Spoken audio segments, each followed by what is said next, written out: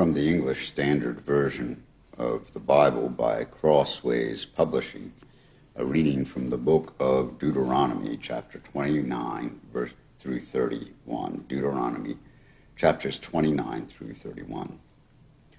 These are the words of the covenant that the Lord commanded Moses to make with the people of Israel in the land of Moab, besides the covenant that he had made with them at Horeb.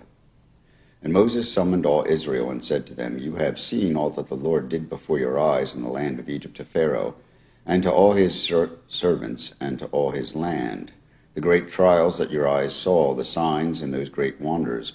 But to this day the Lord has not given you a heart to understand, or eyes to see, or ears to hear. I have led you 40 years in the wilderness. Your clothes have not worn out on you, and your sandals have not worn off your feet. You have not eaten bread, and you have not drunk wine or strong drink, that you may know that I am the Lord your God. And when you came to this place, Sihon, the king of Heshbon, and Og, the king of Bashan, came out against us to battle, but we defeated them.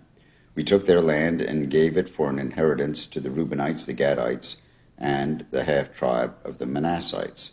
Therefore keep the words of this covenant and do them, that you may prosper in all that you do.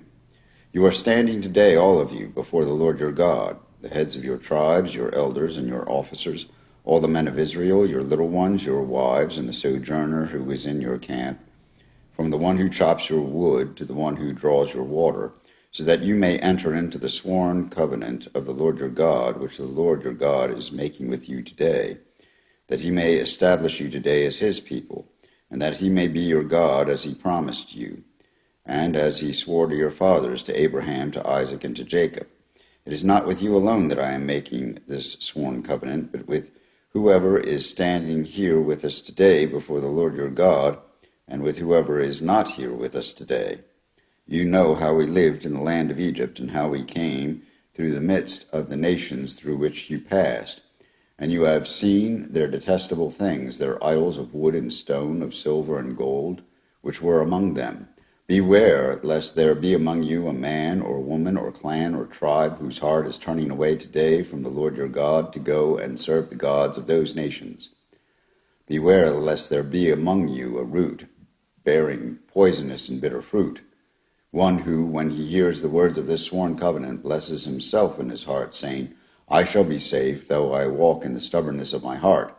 This will lead to the sweeping away of moist and dry alike. The Lord will not be willing to forgive him, but rather the anger of the Lord and his jealousy will smoke against that man. And the curses written in this book will settle upon him, and the Lord will blot out his name from under heaven. And the Lord will single him out from all the tribes of Israel for calamity in accordance with all the curses of the covenant written in this book of the law.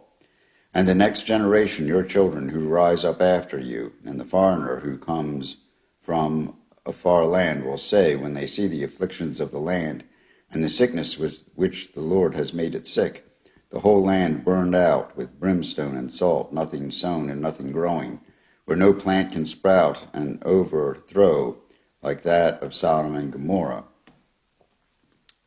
An overthrow like that of Sodom and Gomorrah, Admah and Zeboim, which the Lord overthrew in his anger and wrath.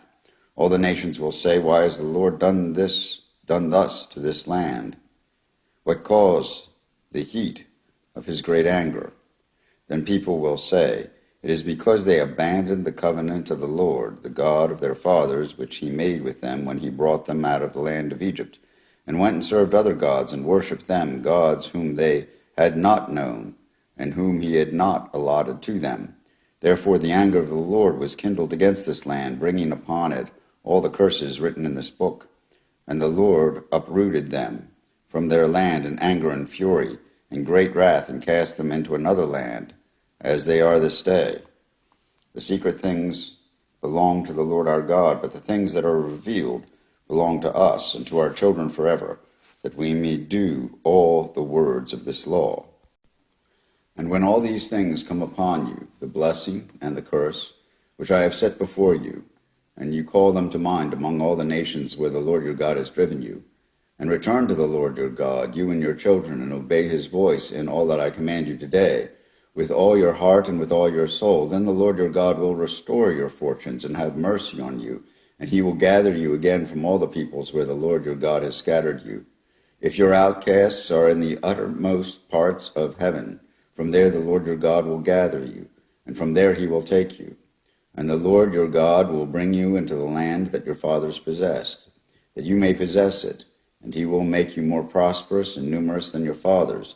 And the Lord your God will circumcise your heart and the heart of your offspring, so that you will love the Lord your God with all your heart and with all your soul, that you may live.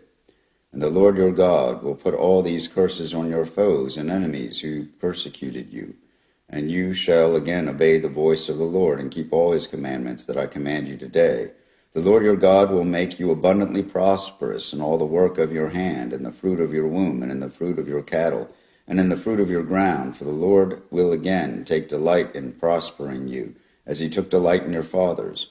When you obey the voice of the Lord your God to keep his commandments and his statutes that are written in this book of the law, when you turn to the Lord your God with all your heart and with all your soul. For this commandment that I command you today is not too hard for you, neither is it far off. It is not in heaven that you should say, who will ascend to heaven for us and bring it to us that we may hear it and do it? Neither is it beyond the sea that you should say, who will go over the sea for us and bring it to us that we may hear it and do it? But the word is very near you, it is in your mouth and in your heart, so that you can do it. See, I have set before you today life and good, death and evil. If you obey the commandment of the Lord your God that I command you today, by loving the Lord your God, by walking in his ways and keeping his commandments and his statutes and his rules, then you shall live and multiply, and the Lord your God will bless you in the land that you are entering to take possession of it. But if your heart turns away, and you will not hear, but are drawn away to worship other gods and serve them, I declare to you today that you shall surely perish. You shall not live long in the land that you are going over the Jordan to enter and possess. I call heaven and earth to witness against you today, that I have set before you life and death, blessing and curse. Therefore choose life, that you and your offspring may live, loving the Lord your God, obeying his voice, and holding fast to him. For he is your life and length of days, so that you may dwell in the land that the Lord swore to your fathers, to Abraham, to Isaac, and to Jacob, to give them. So Moses continued to speak these words to all Israel, and he said to them, I am 120 years old today. I am no longer able to go out and come in. The Lord has said to me, you shall not go over this Jordan. The Lord your God himself will go over before you. He will destroy these nations before you, so that you shall dispossess them, and Joshua will go over at your head, as the Lord has spoken. And the Lord will do to them as he did to Sihon and Og, the kings of the Amorites, and to their land when he destroys them. And the Lord will give them over to you, and you shall do to them according to the whole commandment that I have commanded you. Be strong and courageous, do not fear or be in dread of them, for it is the Lord your God who goes with you. He will not leave you or forsake you.